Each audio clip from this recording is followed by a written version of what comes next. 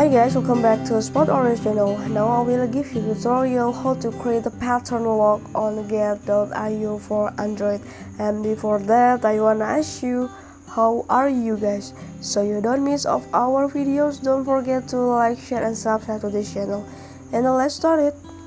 First, we go to the get.io application that you have been to install it before. Click on. And after that, you can click the symbol in the upper of the left corner.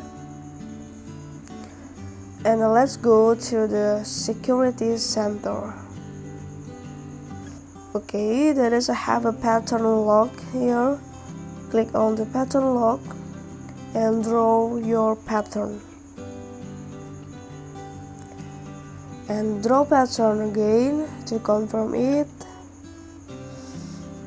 And now your pattern lock is enabled for your get.io application. Okay, I think it's enough for this. It is a tutorial how to create a pattern lock on get.io for Android. I hope this video is useful for you. Thank you for the attention and bye.